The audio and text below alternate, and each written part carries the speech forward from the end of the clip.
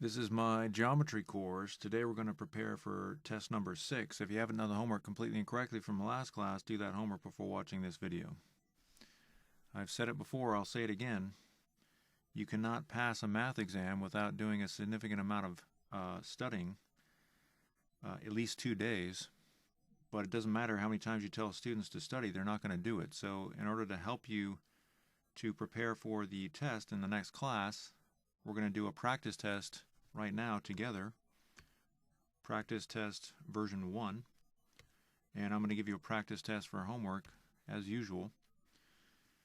Be aware you can use a calculator for this test. Just be sure to use the pi button so that you don't have round off error. 25 questions as usual, 4 points each for a total of 100 points. And I want you to attempt these problems on your own. You're going to get a lot more out of this practice test that we do right now if you actually think about these problems before you just watch me do them. You need to engage your mind. So go ahead and attempt number 1. If you get stuck, that's okay. But give it an honest attempt. Actually think about the problem. Think what it's asking and see if you can do it. And when you come back, we'll do it together. All right, we're back. So we have single arrows here, which mean that those sides are parallel. We have double arrows here, which means that those two sides are parallel. So we have a quadrilateral with 2 pairs of parallel sides. That means that this is a parallelogram. And this shape over here that's left over, that's a triangle. So to find the area of this green region, we just add those areas. So the area of the parallelogram plus the area of the triangle. Now the area of a parallelogram is base times height. So the base is this length down here, and the height is this dotted line here, 6 millimeters. We don't know the length of the base, so that's a problem. But remember that opposite sides of parallelograms are congruent, so we know that this side of the parallelogram is 5, so that means that this side must be 5 millimeters also. So the base is 5, and the height is the dotted line, which is 6. So that's the area of the parallelogram. Now we need to find the area of the triangle. Now the area of a triangle is 1/2 base times height. The problem is we don't have the base. We do have the height, which is the distance from the top of the triangle all the way down to the ground. Now notice that that altitude is actually outside the triangle. This is our triangle. The altitude is actually outside. It's that dotted line. It's outside of the triangle. Remember, the height of the triangle is just the distance from the very top of the triangle, which is up here, to the ground, the perpendicular length of the perpendicular altitude. So we need to find the base. We know the height is 6 millimeters, but we don't have this length down here. But we know we know the total length is 9 millimeters. And we know that this length we found the base of the parallelogram is 5 millimeters, so we can just subtract 5 from 9. So I'm going to write 9 minus 5. You don't really have to do that, but that'll just show where we got that. So we have 30 plus 1/2 times 4 times 6, and that all simplifies to 42. Maybe I should just show that math. You don't really have to show a lot of this math. Maybe show a couple steps. You don't have to show quite as many as I'm showing. I'm just letting you know what's happening here. Now remember, our units are square millimeters, not linear millimeters. They're square millimeters because we're looking for area. and area is measured in square units. So if you got that one right, good job. Try number 2. When you come back, we'll do it together. Remember, give an honest attempt. Think about the problem. And when you come back, we'll do it together. Okay, we're back. So this is a kite. How do I know that? Well, we have these double tick marks that say that those sides are congruent, and we have these single tick marks that say that those sides are congruent. So we have a quadrilateral, which is a figure with 4 sides, polygon with 4 sides, and it has 2 pairs of consecutive congruent sides. Here's one pair, and here's another pair. We learned that the area of a kite or a rhombus is equal to 1/2 times the product of the diagonals, the diagonal lengths. Now, this is one of the diagonals here, and this is the other diagonal. But we know those lengths. This length is 7, and this length is 4. So we can just plug those in.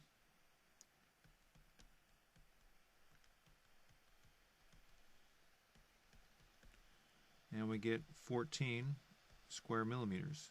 Again, make sure you write square millimeters. If you don't write square millimeters, then you've got the wrong units. You're going to have to, you're going to lose a point.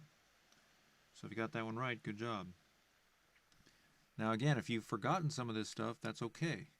The point of this practice test is to get your brain warmed up, because you're going to need to start studying. You're going to do a practice test for homework. You're going to need to look back at your screenshots. You can go back to the previous videos and click on the time code where it says take screenshots of classwork, and you can see all the stuff that we learned. On to number 3. Go ahead and try number 3. When it says assume right angles were apparent, that means that you're assuming that this angle is right angle, this is a right angle, right angle, right angle, so on and so forth. It looks like a rectangle, so it is a rectangle. And right angles down here, right angles down here, so on and so forth. So try number 3. When you come back, we'll do it together. All right, we're back. So we're going to need to find the area of the green top there. The green top is just a rectangle, so that's just length times width. We're going to need to find the area of the red triangle at the front of this figure, and that's just 1/2 base times height. Now, how do I know that the base is 10? Obviously, we can see the height is 5, but how do I know that the base is 10? Because we don't know this length right here. But again, we're assuming this is a rectangle because we're supposed to assume right angles were apparent. So that means that if this side is 10, then this side is 10 also. You're going to see problems like that quite a bit, where you're just supposed to assume certain things when you look at the figure. Now, it says that this is a prism. So a prism has it's a solid where 2 sides have the same shape, same we call them the bases. So the front of this figure is a triangle and the back is a triangle also. Those are called the bases. And those 2 shapes are congruent. So they have the same area. So the front part, the red front part, is going to be the same area as the part on the other side. So I'm going to take all that and I'm going to multiply by 2.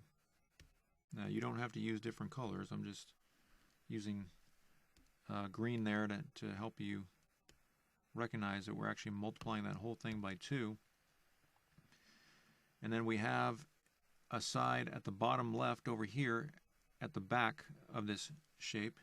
That's a rectangle. So 5 times 6, length times width. We also have a rectangle at the bottom right, and that's going to be 9 times 5. Now, obviously this side of the rectangle is 9, but how did I get this side of the rectangle? There's no length there. Well, again, we're assuming right angles were apparent, so that means that this green shape is a rectangle. So if this side is 5, then this side is 5 also. So we've got 1, 2, 3, 4, 5 sides. So did we get all the sides? Did we get all 5 of those? We found the area of all 5 sides. So now we can just do the math. So that's 50 plus 50 plus 30 plus 45. And our final answer is going to be 175 square inches. Be sure to write square inches because we found the surface area. Area is always in square units. So if you got that one right, good job. Okay, on to the next one. Go ahead and try number 4. And when you come back, we'll do it together. All right, we're back. So the area of a right cylinder, surface area of a right cylinder, is 2 pi r squared plus 2 pi r h. Now, where does that formula come from? And how can you remember that formula? Well, this part here is the area of the bottom and the top. Remember that the area of a circle is equal to pi r squared. Well, we have 2 pi r squared because we're finding the area of the bottom and the top. And the bottom and the top have the same shape. They're both the same size circles. Now, in order to find the area of the sides, or I should say the side of the cylinder, really only has one curved side.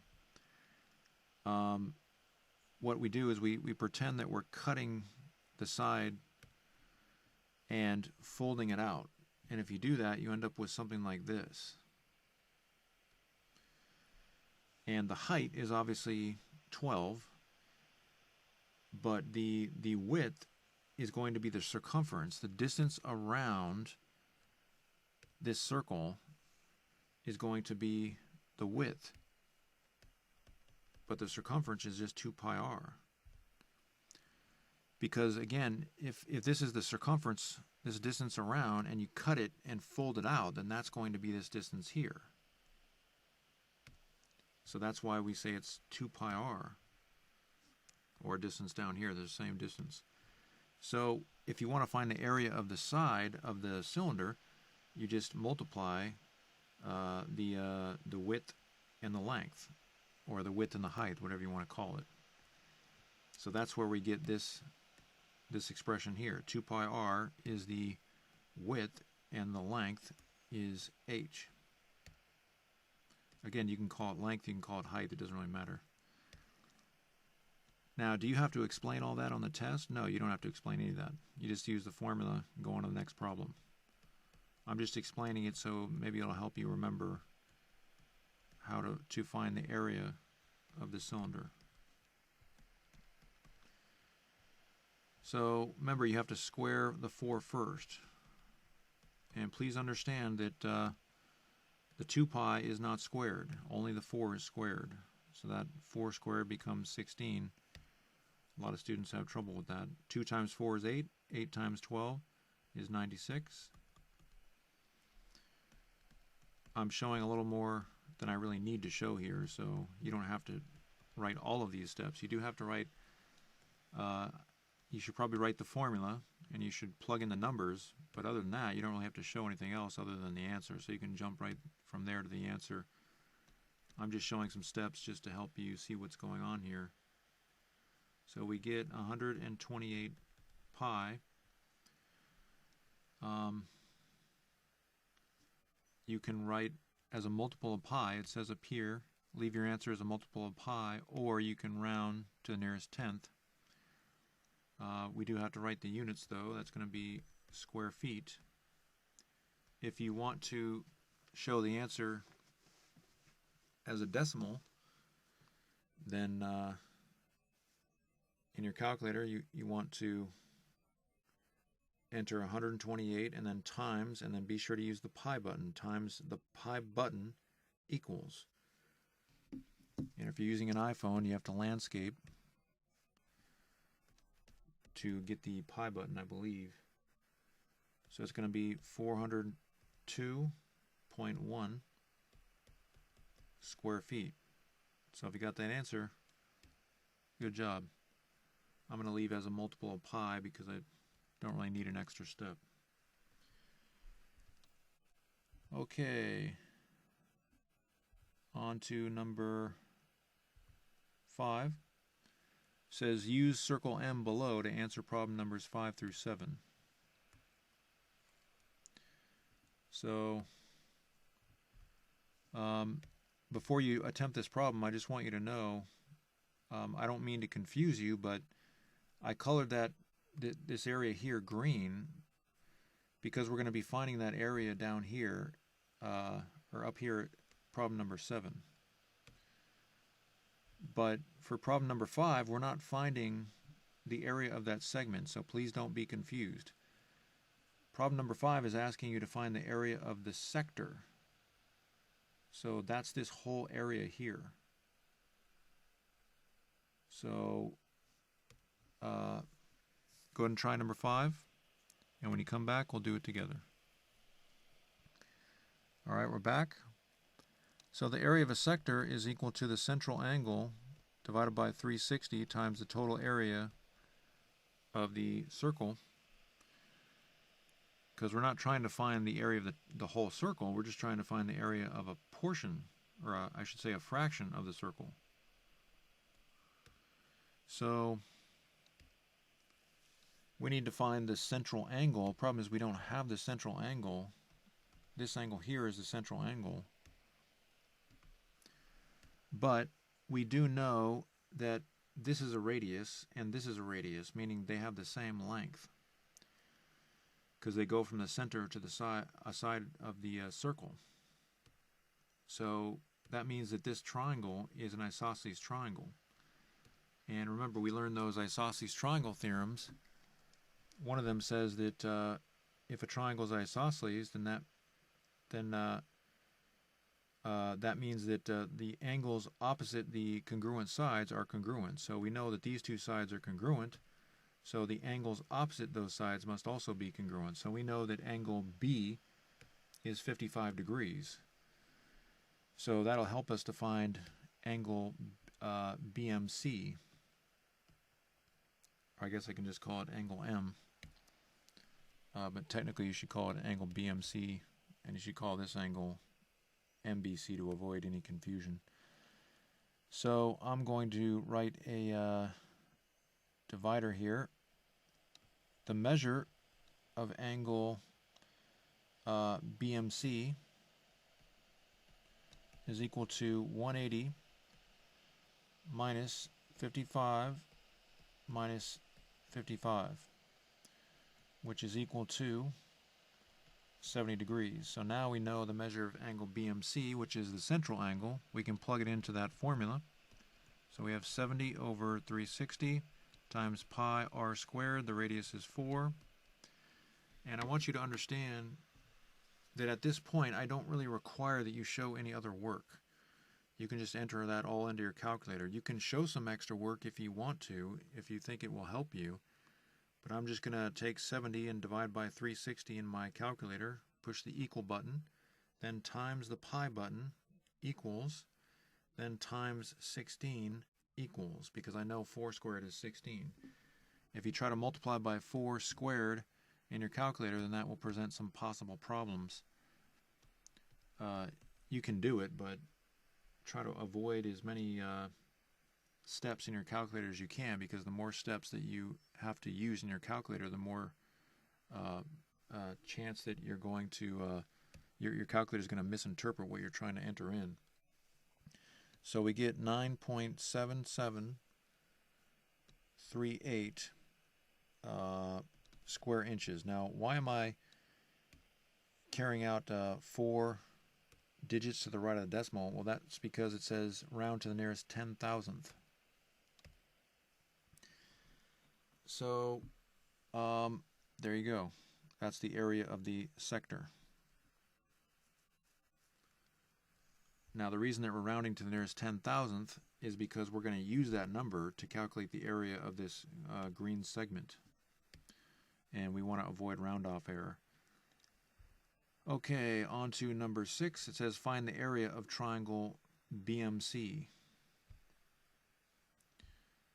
So now we're going to find the area of that triangle.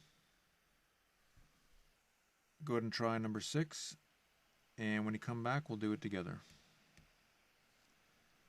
All right, we're back. So I'm going to take that triangle out and rewrite it over here. And the triangle doesn't really have to be the exact same shape. It'd be helpful to make it the same shape, but I'm making it a little bigger just so we can see it. So I'm going to flip that triangle up and make this side B and this side C, because we're going to make this side the base. You could make this side the base or this side the base, but it'd be much more difficult to find the height in those situations. If this side were the base, then the height would be this line here, that segment. So we're going to use trigonometry to find the height and the base of the triangle, so we can use our formula for area of a triangle, 1/2 base times height.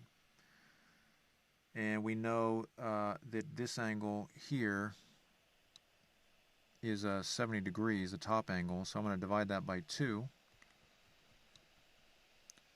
to get this angle in here, which is 70 divided by 2 is 35 degrees.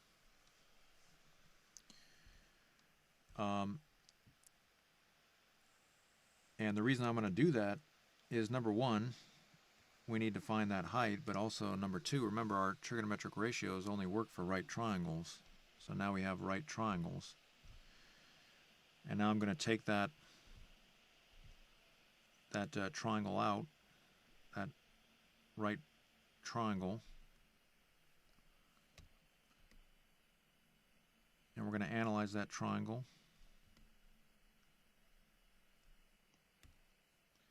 So we have 35 degrees there. And what else do we know? We know that this side is 4.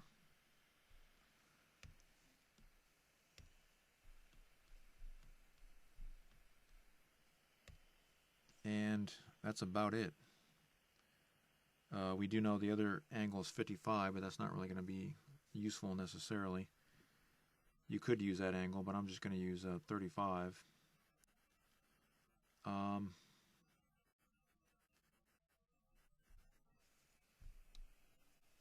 So let's find the height. I'm going to use orange for the height.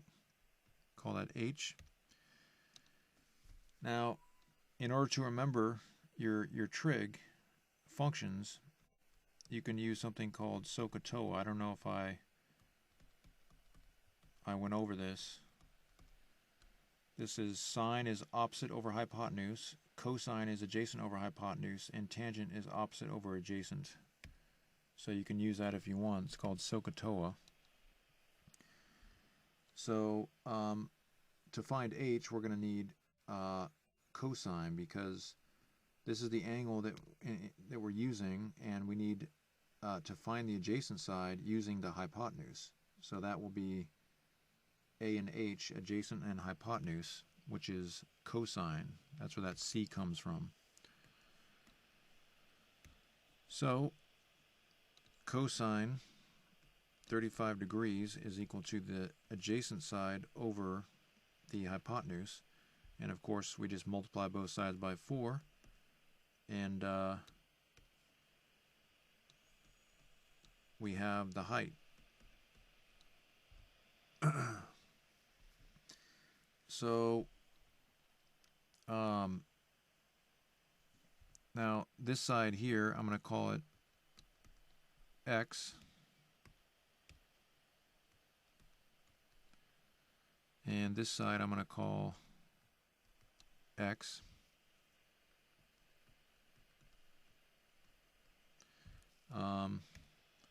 So the base is going to be, the base of that whole triangle is going to be 2 times x. So the base is going to be 2x, and we need to find x. Maybe I should do that later. So sine 35 degrees is equal to the opposite side of the triangle, or opposite side of the angle, I should say. Opposite side of 35 is x, and hypotenuse is 4. Multiply both sides by 4, and we have x is equal to 4 sine 35 degrees. But we're looking for the base, the total base of that triangle. So I'm going to call that b. b is equal to 2 times x. So 2 times 4 sine 35 degrees, which is 8 sine 35 degrees. So now we're ready to find the area. The area is equal to 1/2 times base times height. And the base is 8 sine 35 degrees. Whoops, I forgot my 1/2. 1/2 times base times height. The height is 4 cosine 35 degrees.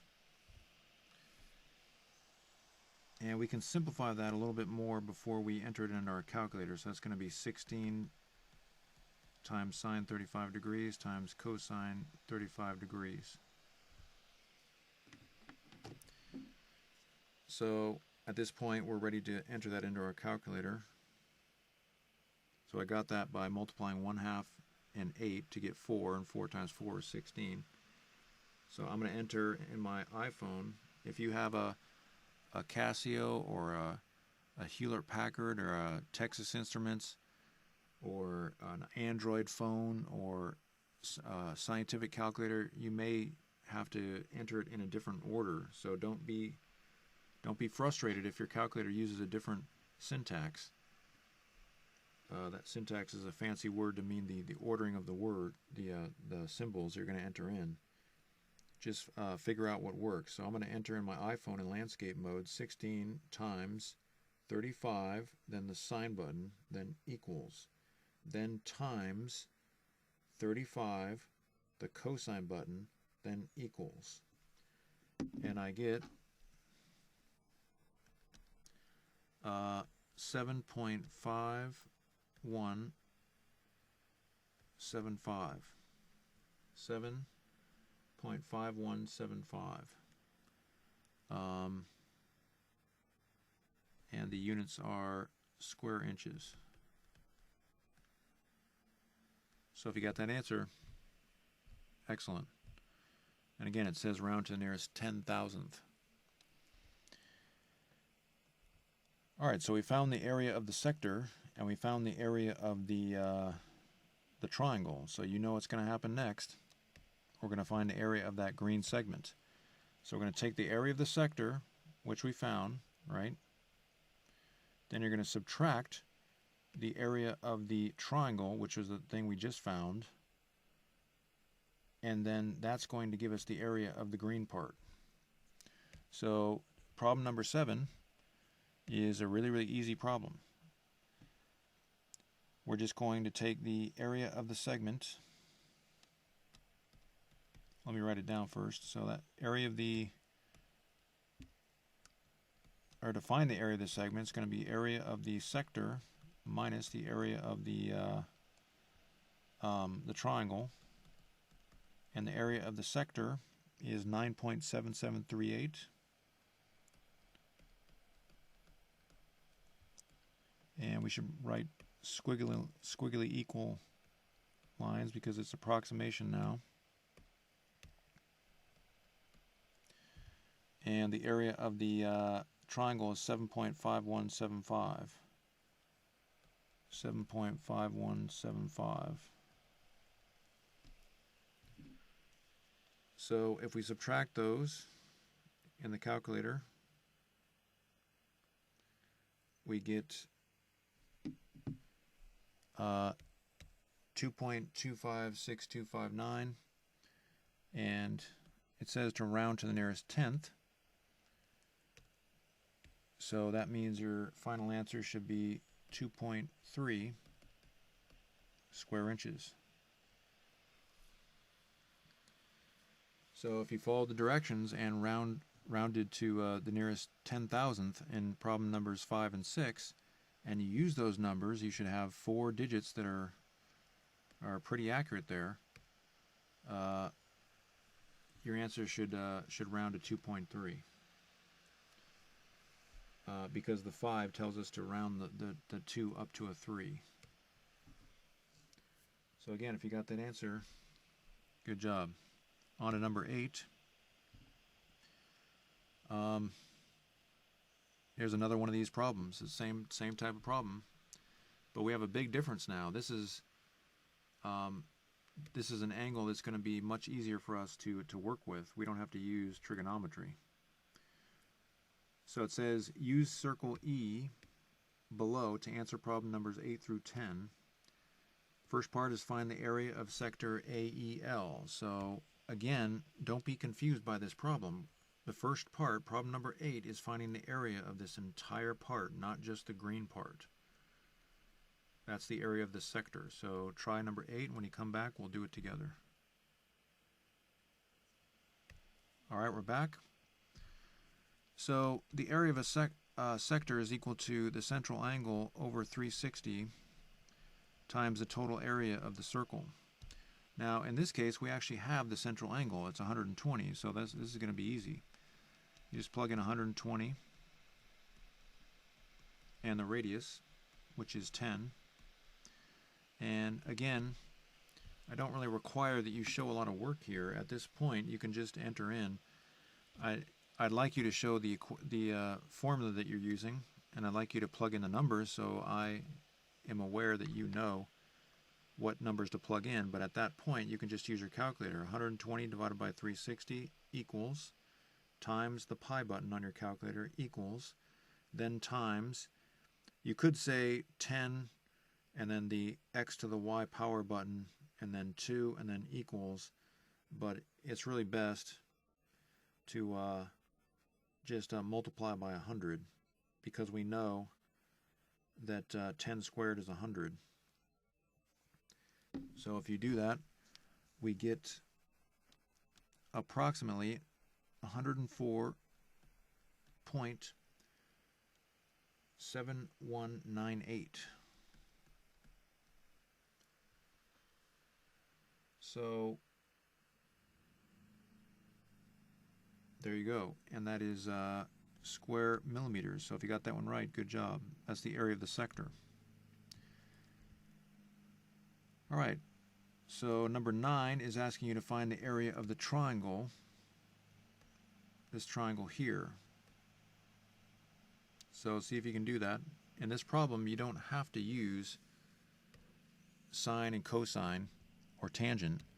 In this problem, you can just use special triangles. Remember, we have the 30, 60, 90 triangle and the 45, 45, 90 triangle. You won't need the 45, 45, but you will need the 30, 60, 90 triangle theorem.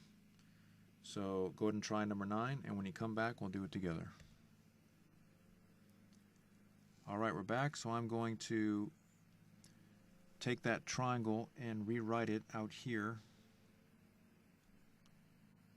Doesn't have to be exactly the same triangle, just draw something that looks similar.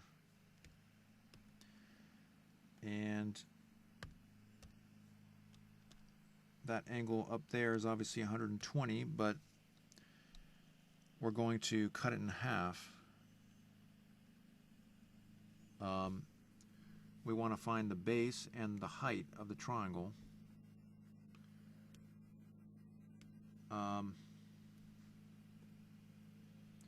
So if this angle is 120, I mean, we know that that this side here and this side here, they're both 10 millimeters. You don't have to write the units. So we know it's an isosceles triangle. So if you bring down the altitude, it's just going to cut this base in half, as we talked about in the previous problem. I don't think we mentioned that in the previous problem, but and this triangle over here, this yellow triangle, is going to be congruent to the blue triangle. So if we divide 120 by 2, we get 60 degrees. So this angle here is 60 degrees, and this is obviously a right angle.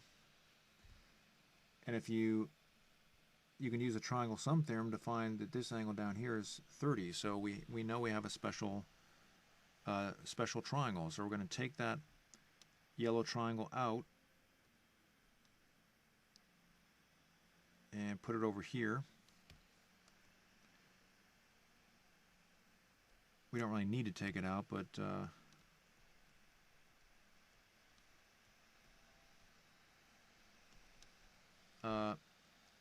now, yeah, in fact, I don't have a lot of room, so I'm just gonna remember, if whatever the side opposite 30, let's just call it W, the hypotenuse is going to be 2 times W, and the side opposite the 60-degree angle is going to be W times root 3. That's the 30, 60, 90 degree triangle theorem. And you need to have that memorized for the test. You also need to know your 45, 45, 90 triangle. So look at that theorem. That's WWW root 2 if these are 45, but we're not going to need that in this problem.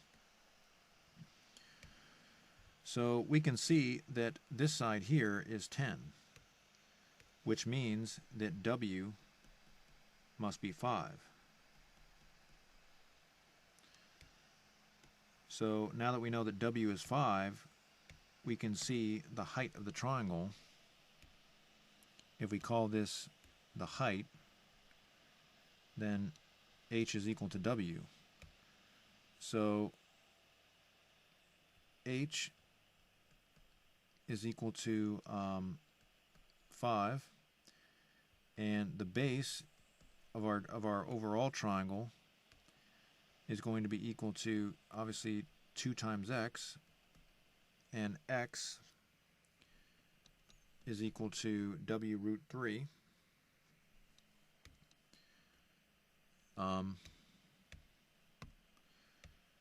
And we know that W is 5, so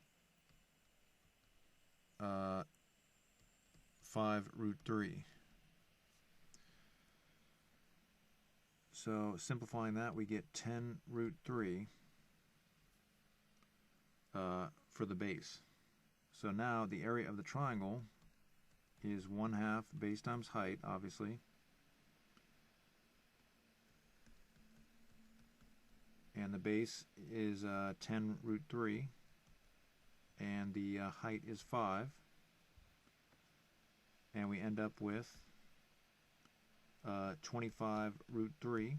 But it says round off to the nearest 10,000th. So we have to use our calculator. So 25 times 3, then the square root button, then equals. Now please use the square root button. The square root button looks like this on your iPhone, if you have an iPhone. If you don't have an iPhone and it's going to look something like that, it might just look like this. It won't necessarily have a blue 2. A lot of students, they accidentally push the square button rather than the square root button in this situation. So I got 43.30 13. So if you got that answer, good job. Remember to write your units. That's square millimeters, or square meters, that is. If you don't write those units, or if you write the wrong units, linear units, you're going to get points taken off. So if you got that answer, good job. Okay, so the good news is the next part of the problem is very easy, because the next part is just find the area of the segment, that green region. And you know, just as in the previous problem, the area of the segment, this green region, is just going to be the area of the sector, minus the area of the triangle. So I'm going to write that up here.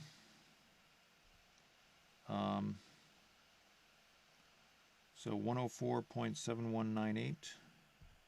Well, first of all, let me show what we're doing here. Area of the segment is equal to area of the sector minus area of the triangle. And the area of the sector is 104.7198. And the area of the triangle is 43.3013. And that should be approximately equal to, because we're rounding off on all this stuff. So now we can enter that into our calculator, and we get 61.4, and it's going to be square meters. So if you got 61.4, good job. All right, and we're rounding off to the nearest tenth. Again, it's going to tell you in each one of these problems what accuracy we need. So here it says, use the regular polygon below to answer problem numbers 11 through 12. It says, find the side length if the apothem is 4 feet. So we know that the distance from the center of the polygon to the side, the shortest distance, is 4 feet. That's the apothem. But we don't know the side length of the polygon, so that's what we're going to find. And what we're going to do is we're going to divide this polygon into 7 triangles. Each one of those triangles is going to be congruent because it's a regular polygon. It tells us it's regular. So the side lengths, they all have to be congruent by definition.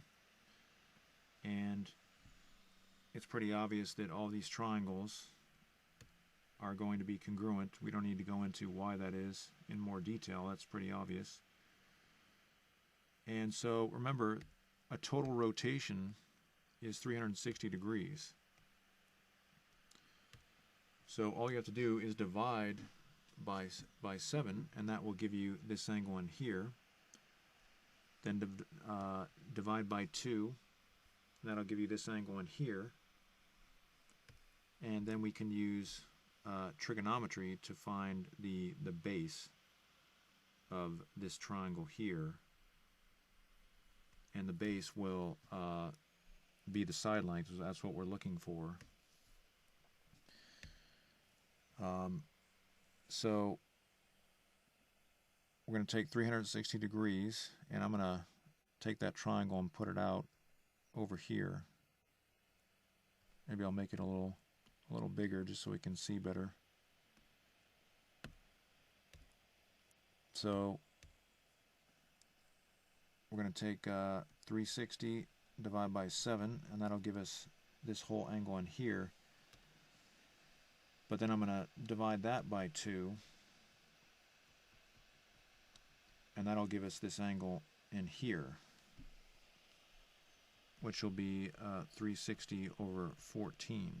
Now you can write this in decimal form and then just divide by 2 in your calculator, but you're going to have to write a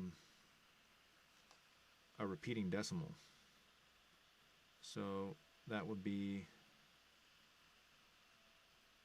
25.714285 and then bar, because 714285 repeats over and over and over again.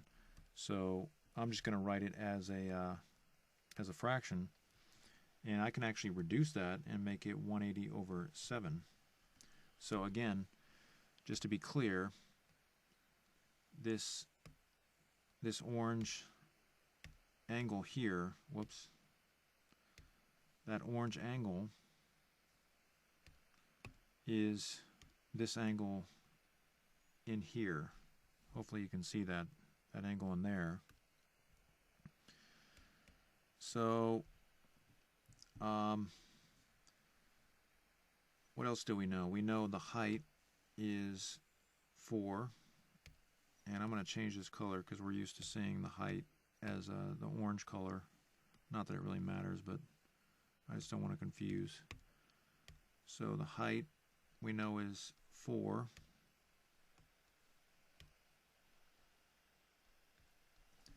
And so now we're going to take that triangle out, that triangle at the right. Maybe I'll make it a little bigger. And again, just to be clear, this angle is 180 over 7, and this side is 4. So, sorry, my computer's going slow.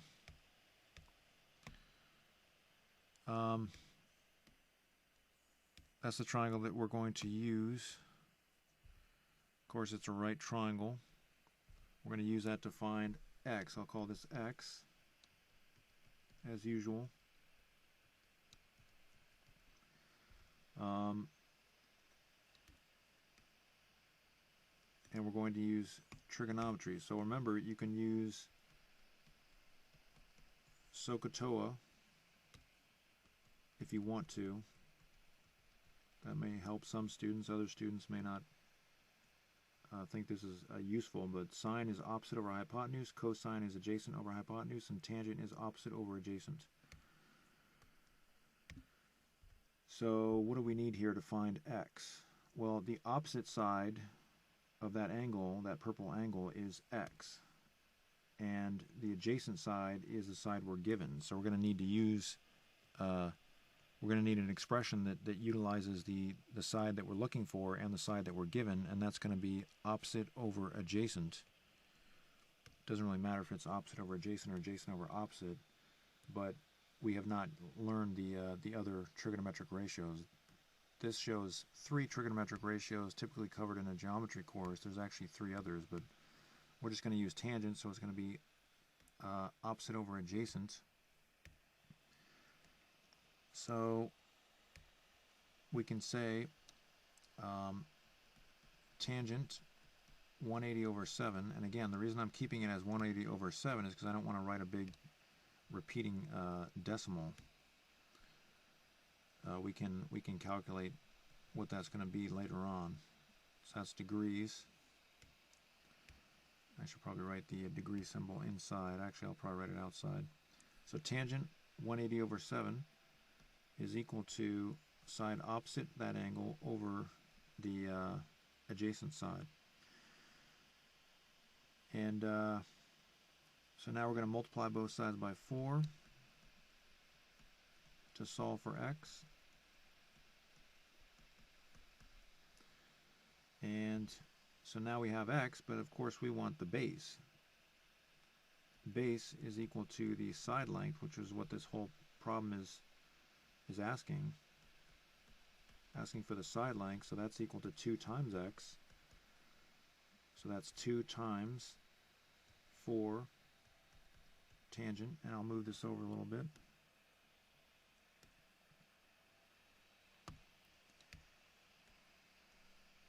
So 2 times 4 tangent 180 over 7 which is equal to 8 tangent 180 over 7. And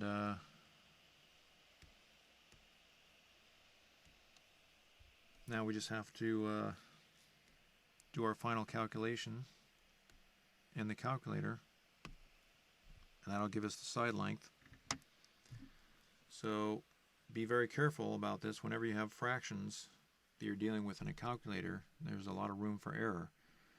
So to avoid any error, I'm going to enter 180 and then divided by 7 equals, and then I'm going to push the tangent button. So I'm going from the inside out, which is different from what I did previously. Again, there's a lot of room for error when it comes to entering things in your calculator, so don't be frustrated, just figure out how to do it.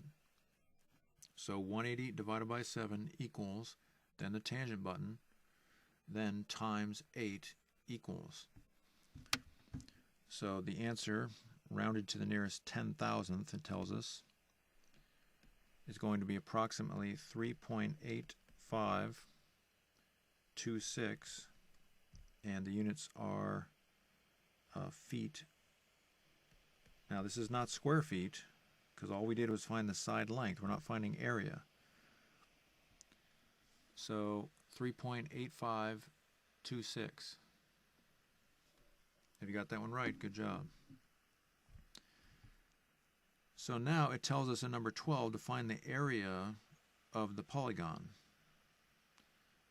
That's this polygon here, and by the way, that's a septagon, right? Or you can call it a heptagon. It has two names because it has seven sides. So all you have to do is find the area of one of these triangles, maybe this yellow triangle down here, and then multiply by 7, because the triangles all have the same size and shape. So the area is equal to 7 times the area of each triangle. So 7 times 1/2 base times height. And the base is that number that we just found, 3.8526.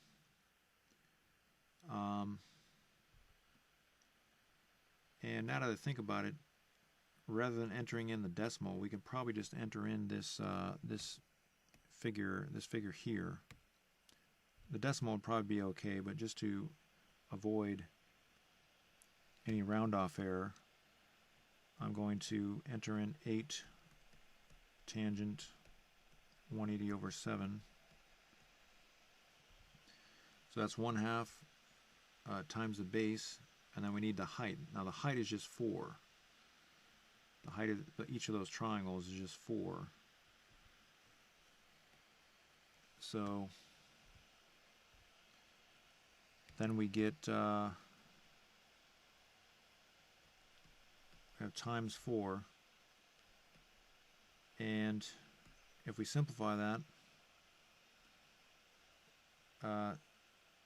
1/2 times 8, that's 4, and then 4 times 7 is 28, and then 28 times 4 is that would be 112. So we have 112 tangent 180 over 7. Now please be careful about this. This 4 is not in the tangent function. Only the 180 over 7 is in the tangent function, and I really hesitate to put this 4 over here because it causes a lot of confusion. So it might be better just to enter in a decimal. And now that I think about it, I'm just going to do that because I don't want to cause confusion. So 3.8526.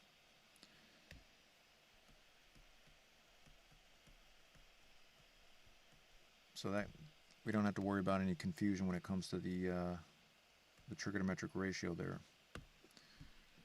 So 7, we can get rid of this now. 7 times 0.5, because 0.5 is 1/2, equals times 3.8526 equals, and then times 4 equals.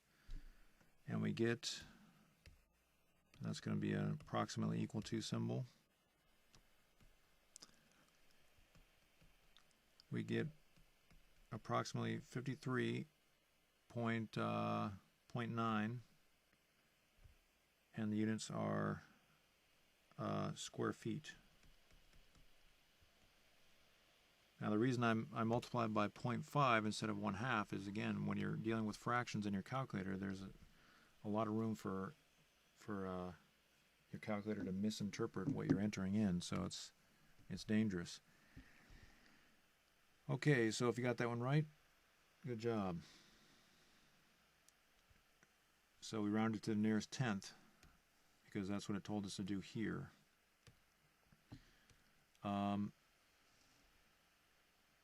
Okay, try number 13. When you come back, we'll do it together. All right, we're back. It says find the total area of all of the sides of the pyramid, not including the base. So we're just finding the area of these sides. We're not finding the area of this base down here. Now, it says that this is a regular pyramid, so what that means is the base is a regular polygon, and the sides are just isosceles triangles, and all the triangles are congruent. So the area of the side, the total area of all the sides, is equal to, looks like this is a pyramid with 8 sides, so we're going to take 8 and multiply it by the area of each one of those triangles. And area of a triangle is 1/2 times the base, which we can obviously see is 3, times the height. Now, that height is the slant height, but that's what we want. That's the height of each one of these triangles. The green is the height of the slant height of the pyramid, but it's the height of that yellow triangle there. It's also the height of this triangle here. It's also the height of this triangle over here. So don't be confused by that. That's the slant height. It's the height of each one of those sides. It's not the actual height of the pyramid. The actual height of the pyramid would come from the center to the very top. The center of the base to the very top. So the height of each one of those triangles is 7. So it looks like we're going to get 84. 84 square feet is the total area of the sides of that pyramid.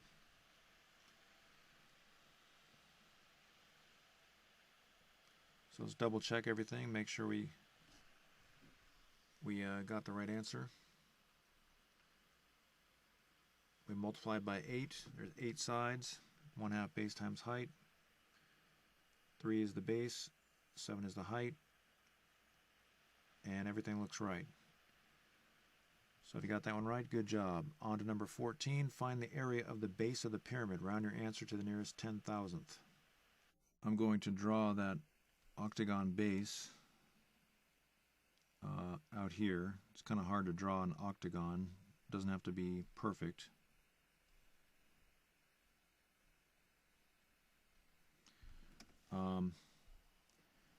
And we're going to find the area by doing the same thing that we did over here. We're going to separate the polygon into a certain number of triangles. In this case, it's going to be 8 triangles. And those triangles should all be congruent, even though my octagon isn't perfect. We're going to find the area of one of the triangles and multiply by 8.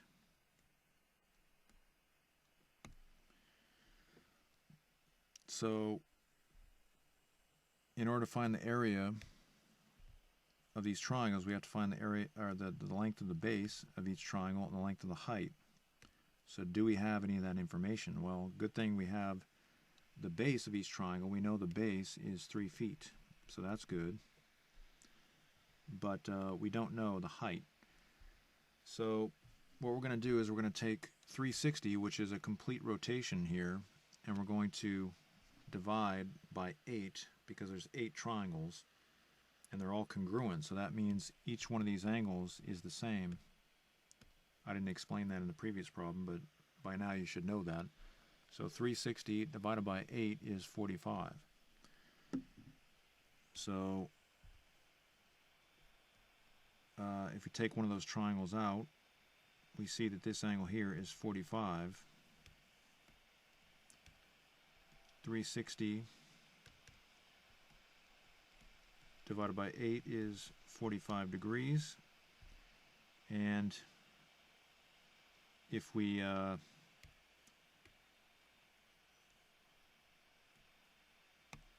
cut that triangle in half, that's going to be a 22.5 degree angle. So now the bottom is going to be half of 3. So 3 divided by 2 is 1.5 feet. So that's the triangle we're going to be dealing with. Now we need to find the height. Remember, sine is opposite over hypotenuse, cosine is adjacent over hypotenuse, and tangent is opposite over adjacent, SOHCAHTOA. So we're given information about the base of this triangle, and we're looking for the height, which is the adjacent side of that right triangle. So that's opposite. We're going to use the opposite side looking for the adjacent, so that's the tangent ratio. So tangent 22.5 degrees is equal to the opposite side, 1.5, divided by the adjacent, which I'll call the, you can call it the height, or you can call it the apothem, because it's actually the apothem. Now we don't have time to do a lot of algebra on this and show every single step, but if you do the algebra, you end up with 1.5 over tangent 22.5 degrees. A lot of students have trouble solving for h in that case, but there's so many different ways you can do it. You can just flip both sides of the equation, so this side becomes 1 over tangent 22.5, and this side becomes h over 1.5, then multiply both sides by 1.5. You can do the cross multiplication method, or you can just multiply both sides of this equation by h to get rid of the fraction, because the h will cancel out, and then divide both sides by tangent 22.5. There's so many different ways to do it. I don't care how you do it, just get it done. A lot of students will sit there and complain for an hour about how they can't do this problem. But you're in a geometry course now, you're in mathematics, it's much more advanced, so just get it done. Okay, so now we have the height, and we're ready to find the area of one of those triangles. Actually, we're ready to find the area of every one of those triangles. We can just plug in, I guess. So the total area is equal to 8 times the area of each one of those triangles. Actually, you know what? We need to find. Well, no, we don't. We already have the base. So 8 times 8 times the area of each triangle. So 8 times 1/2 base. We know the base is 3, and the height we just found is 1.5 over tangent 22.5. Sorry about the small writing. And you can use brackets if this is getting a little confusing. So you can do this however you want to do it, but all these numbers are just multiplied. So 8 times 1/2 is 4. 4 times 3 is 12. Then when you multiply 12 by a fraction, remember when you multiply a whole number by a fraction, the whole number just multiplies into the numerator, not the denominator. So these numbers, when you multiply, they become 12, and then 12 times 1.5 is 18. So we end up with 18 over tangent 22.5 degrees. So that is the total area. Now we just have to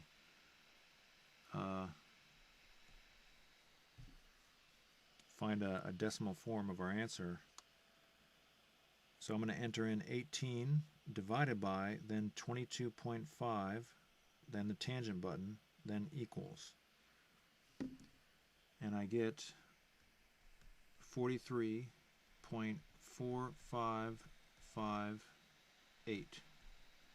That's going to be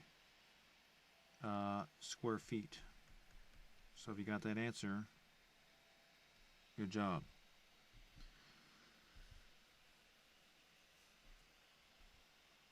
So we found the area of the base, and in problem number 15, they want us to find the total surface area. So we found the area of the sides, we found the area of the base.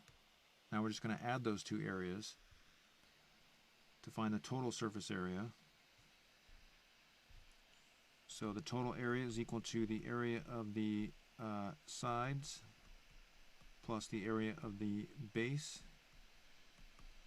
The area of the sides was, I believe, 84 if I remember correctly. Yeah, 84 square feet, and then 43.4558.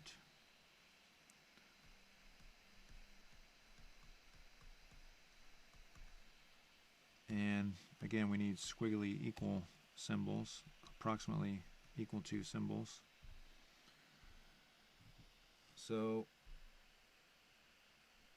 add 84 to the previous number you got, and we end up with 127.5. It says to round off to the nearest tenth square feet.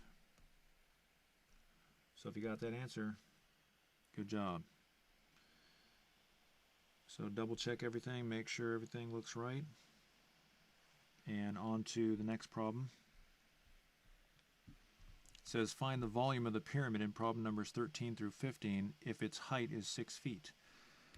Now the volume of a pyramid is equal to 1/3 times the base area, which we call capital B, times the height of the pyramid. Now please understand, this is not the same height that we saw over here.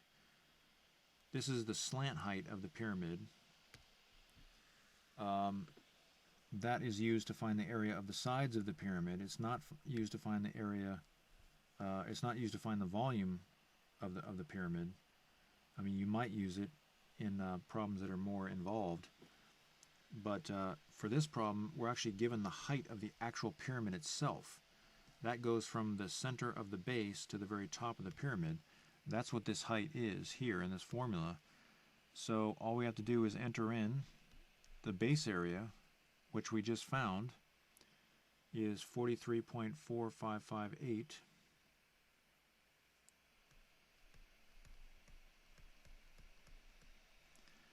And we could actually enter in the actual value, 18 over tangent 22.5 if we wanted to, but it's probably not necessary because we rounded off to the nearest 10,000th in the previous steps. And then we just multiply by the height. That purple number there is 6. So then we just enter into our calculator and we're done. So that problem was pretty easy.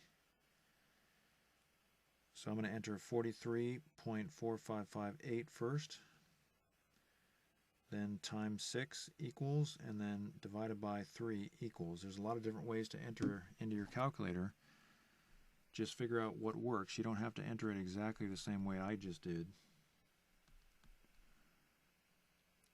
A lot of students get kind of frustrated when they realize that they have to learn how to use their calculator, but that's just part of the math curriculum. You need to learn how to use these calculators, and it's going to take some time and effort. Now this is volume. We found the volume of the pyramid, so we need cubic feet.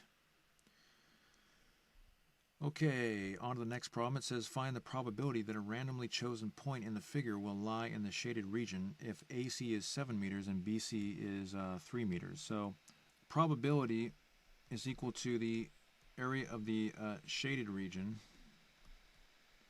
divided by the total area. That's going to give us the probability that, say, rain is falling in this area here, the total circle. We want to know what is the probability that one single raindrop will fall in the purple area rather than the inner area. The area of the shaded region, well, first of all, let's find the area of the total, the whole shape there. So the total area is just going to be pi times r squared, but we know the radius of the, we know AC is 7 meters, so we can just plug in 7. That's the area of the whole thing. Now, the area of the shaded region is going to be the area of the total region minus the area of the inner part. So that is pi times 3 squared, because the radius of the inner part, they tell us, is 3. BC is 3. So now we have 49 pi minus 9 pi over 49 pi. 49 pi minus 9 pi is 40 pi. And the pi's actually just cancel out.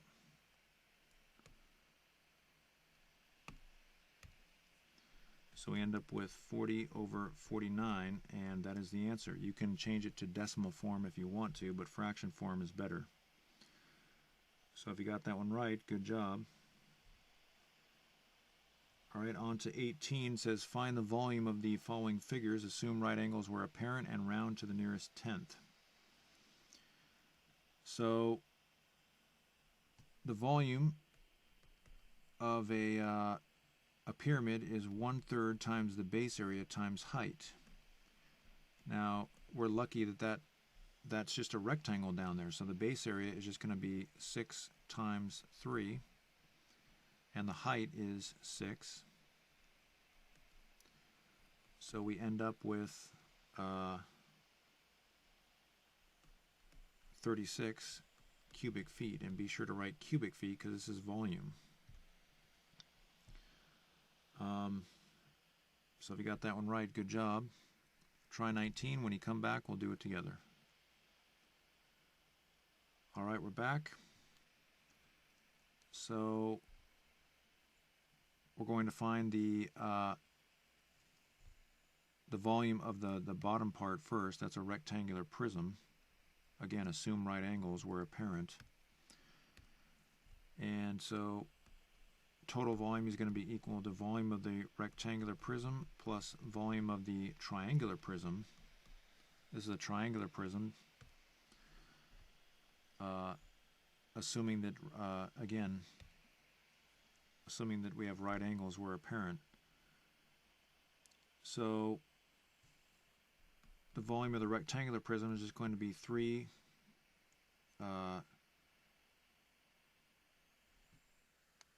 well, the length is 1 meter, because we have this length here, which is equal to this length, which is equal to this length. So the length is 1 meter.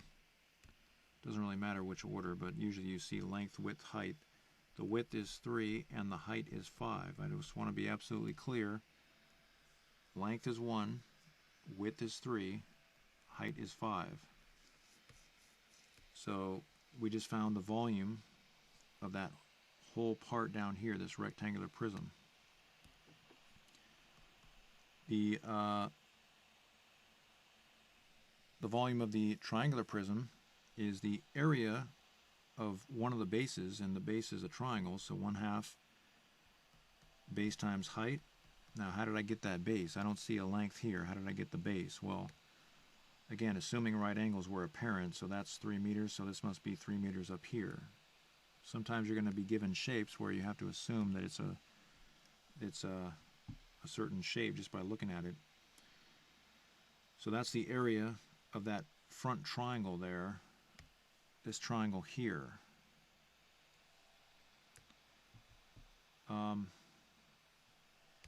So that's the area of that first base, and then we're going to multiply by the height of the triangular prism.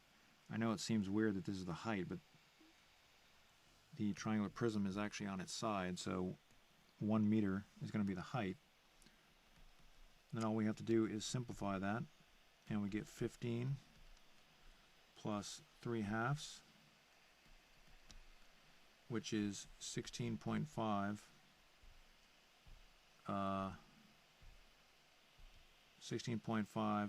cubic meters. Make sure your units are cubic meters because this is volume. So it turns out that we didn't actually have to round on that problem. So we didn't really need to round to the nearest tenth. Okay, so if you got that one right, good job. On number 20, go ahead and attempt number 20. When you come back, we'll do it together. Alright, so to show that these solids are similar, we're just going to show that ratios of corresponding dimensions are equal. So 7 over 8.4 should be equal to 4 over 4.8. And we can just use a calculator, obviously.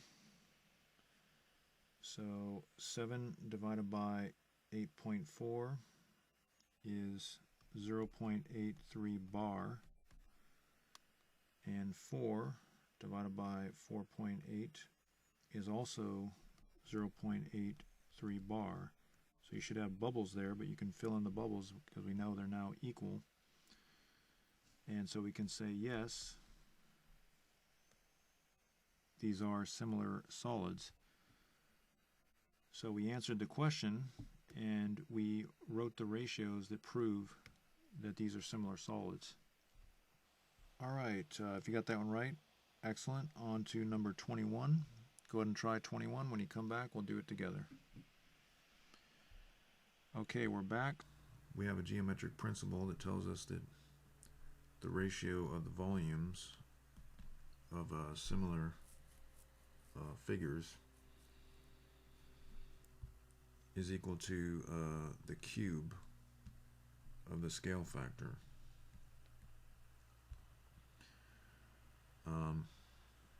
So again, we know these are similar figures. So we know the volume, so we can find that ratio. And the scale factor is just the ratio of one of the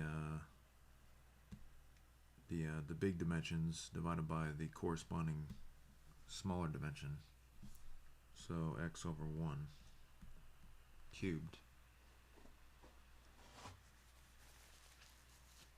And now we can simplify. We get 64 is equal to x cubed. And we want x, so we're going to have to cube root both sides of the equation, and we get 4 inches is equal to x. So, have you got that right? Excellent. Go ahead and try number 22. Notice that you're going to use this proof. The proof has already been written for you in 2-column form. And you're going to write a paragraph proof. So go ahead and try number 22. And when you come back, we'll do it together. Okay, we're back. So you might want to take a picture of this. In order to write legibly, we have to zoom in, so you need a picture of this right in front of you. So we'll start by saying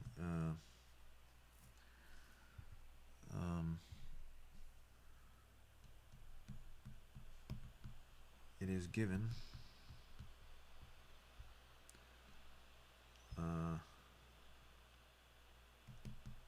in the diagram, however you want to word that, that angle ABC and angle CBD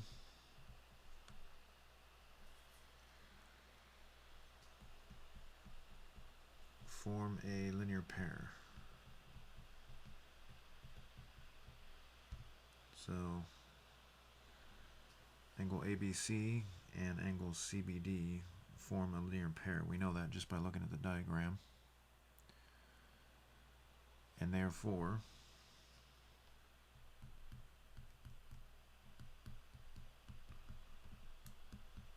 by the linear pair postulate,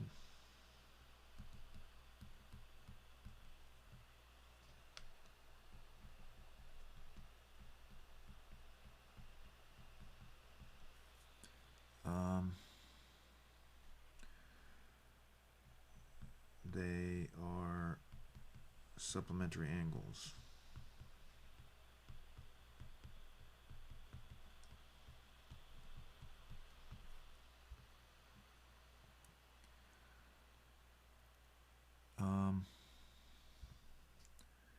Then, by the definition,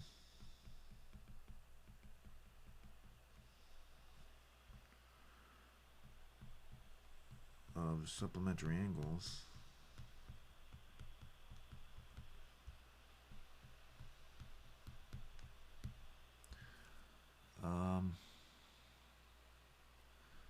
the measure of angle ABC plus the measure of angle CBD is equal to 180 degrees. So I guess we can put that down here.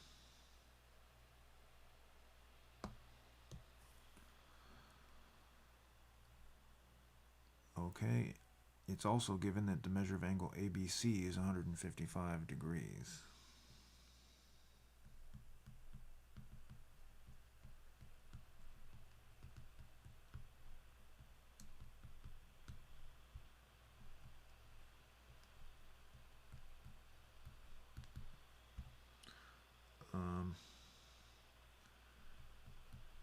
Make sure you write your degree units.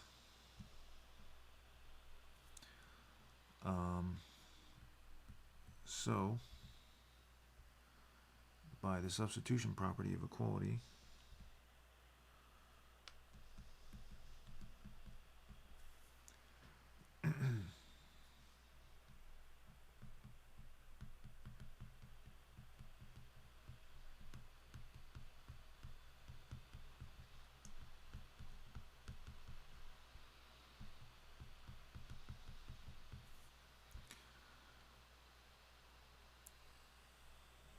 (155 degrees), and be sure to write your degree symbol, plus the measure of angle CBD must be equal to 180 degrees. So let's move this over.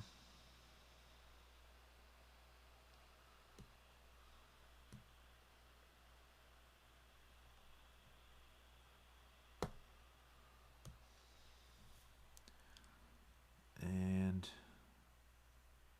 again, you want to write your degree symbols. Finally, by the subtraction property of equality,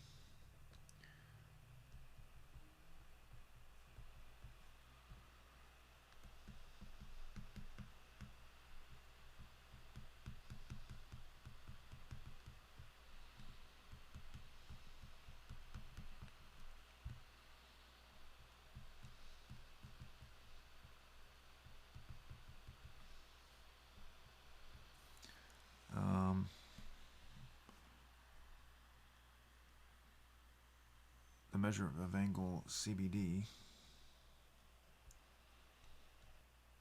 is equal to 25 degrees. So if you got something like that,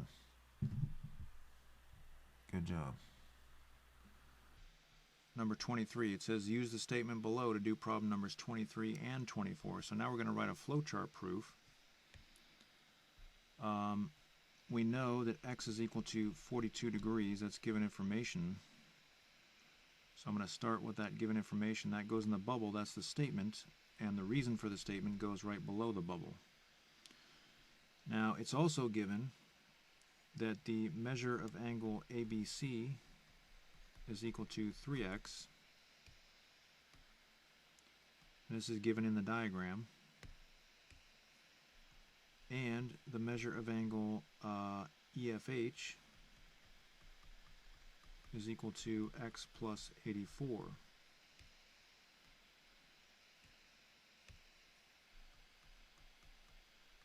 So that's the statement, so that goes in the bubble.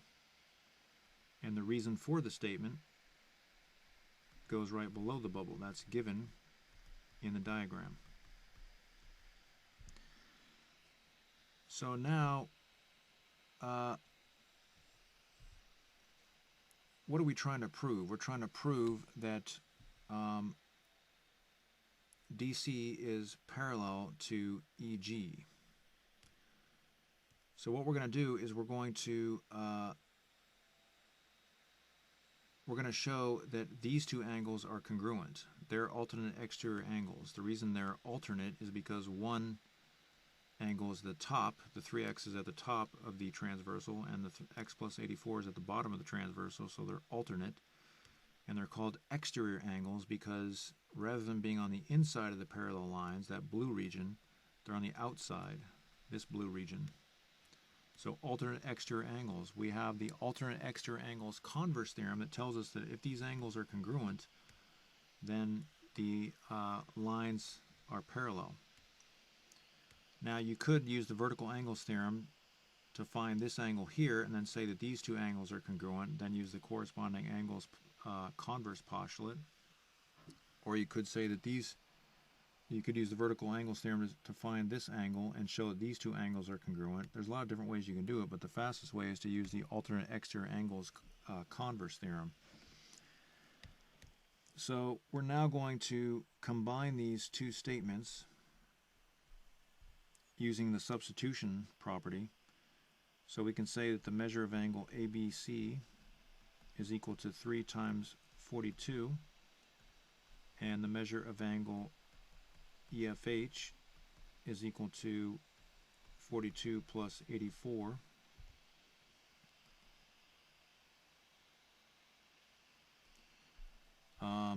That is the substitution property of equality. You just write an equal sign. Don't be afraid to abbreviate on flowcharts.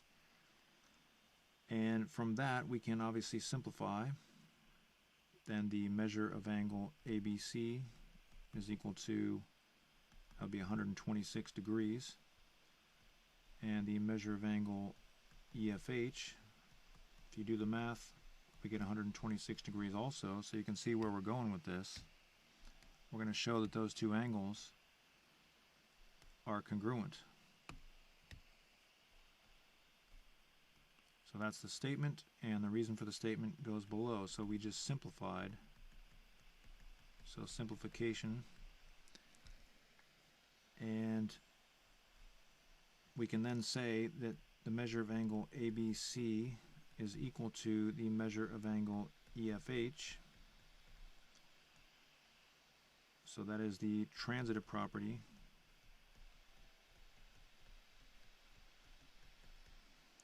And therefore those angles must be congruent.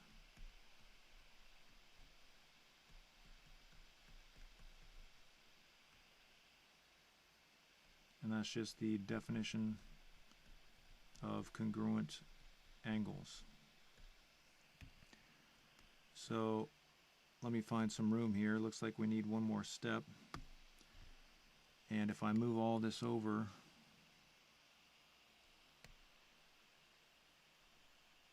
then that'll probably be enough room there. So now we can say that DC and EG are parallel.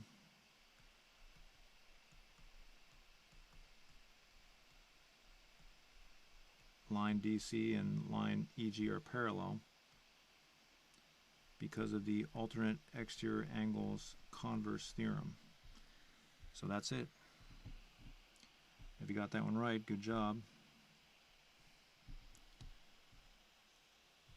Now we're just going to convert that to a paragraph proof. So it is given that x equals 42 degrees, and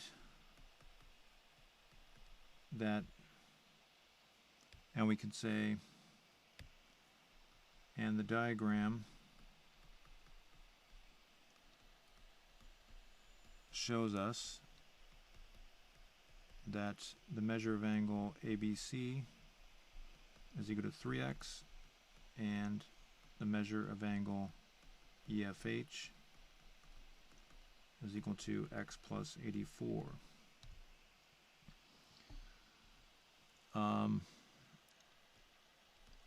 By the substitution property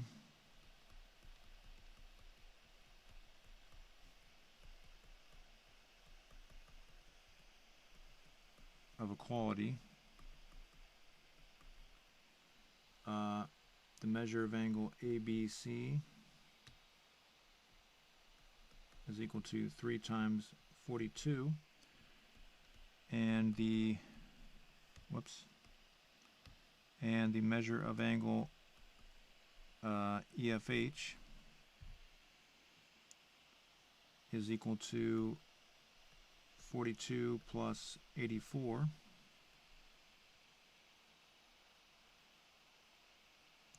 And we can say, simplifying, now again, your grammar may be different than mine as long as it's proper grammar.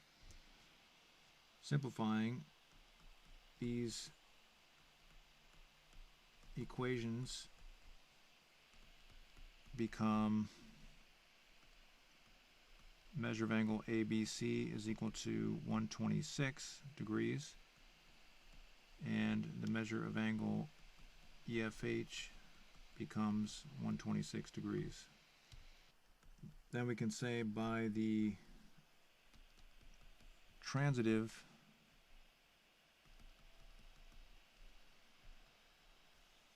property of equality,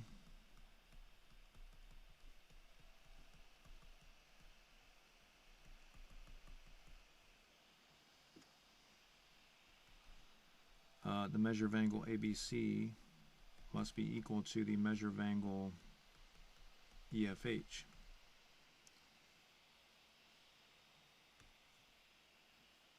And therefore, by the definition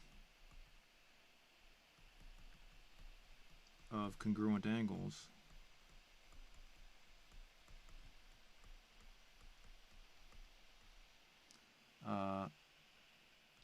angle ABC is congruent to angle EFH. Finally, that's a good word that you can use for the last part of the proof. Finally, you can say we know that DC is parallel to EG,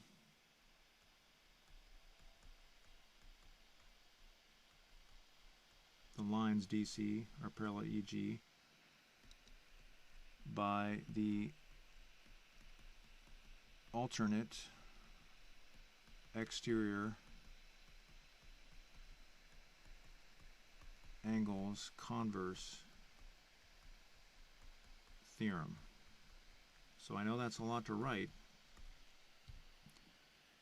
but remember, you're not going to have to explain every step. You're not going to have to teach somebody else how to do this. You're just going to get this stuff done as quickly as possible, so the test is going to go a lot faster for you. Alright, on to number 25. Last problem. It says write a flowchart proof for the following statement. Go ahead and try 25. When you come back, we'll do it together. Alright, we're back, so let's start with the given information. M is the midpoint of segment AB. So that's the statement. The reason for the statement goes below the bubble. That's given information. We're trying to show that AB is equal to 32. We also know that AM is equal to 16, but we may not need that yet. If M is the midpoint of segment AB, well, what does that tell us? How is that useful? Well, it tells us that AM is congruent to MB. The segment AM is congruent to the segment AB. That's the definition of midpoint. Now, if they're congruent, then that means that the lengths are equal. And of course, that's the definition of congruent segments. So that's what that information tells us, is that AM is equal to MB.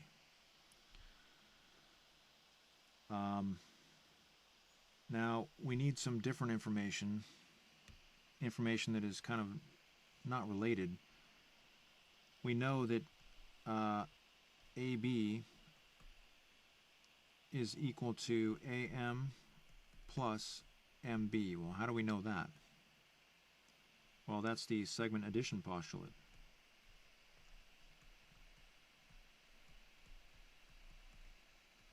Now, you may have forgotten the name of that, but you can just go back to the proofs in the first part of the course and review that stuff. So now we're going to, there's a couple different ways that we could do this.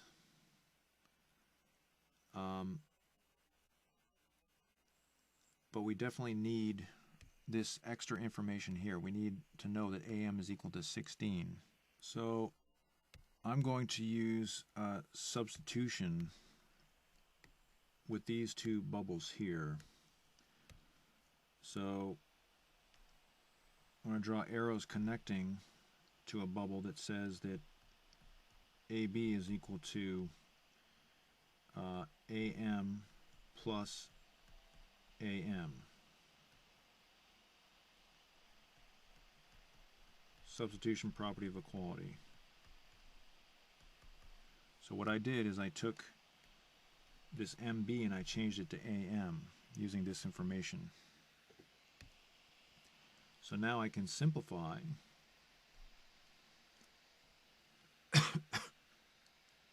That becomes AB is equal to 2 times AM.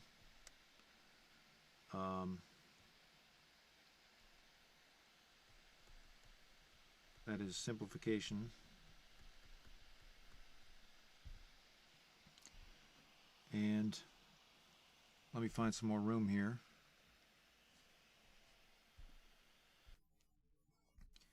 So we need to use this blue information up here still. We know that AM is equal to 16. So I'm going to write that up here. AM is equal to 16, and that is actually given information. And we can combine that given information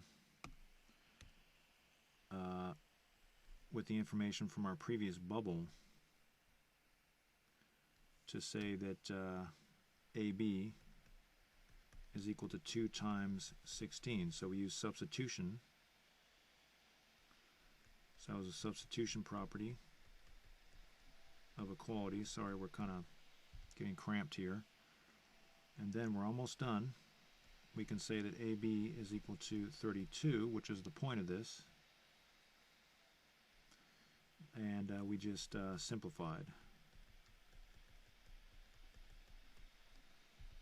So we can just move this stuff up a little bit.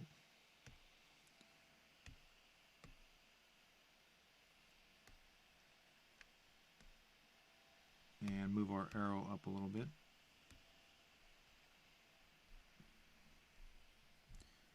So there you go. If you got that one right, good job. Your proof may be a little different. That's okay. It doesn't mean that it's wrong.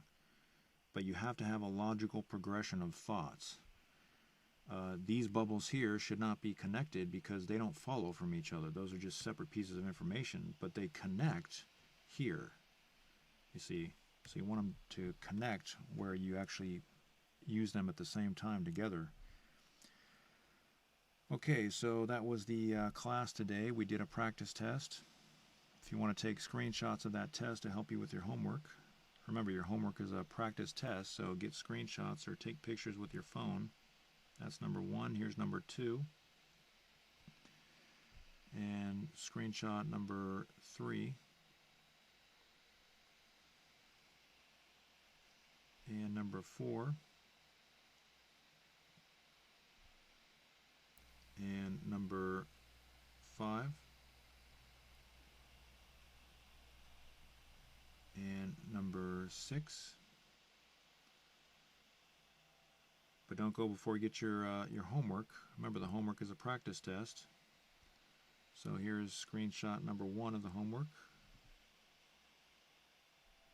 And screenshot number 2. And screenshot number 3.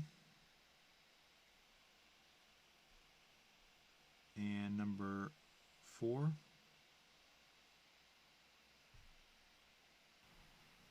And number 5.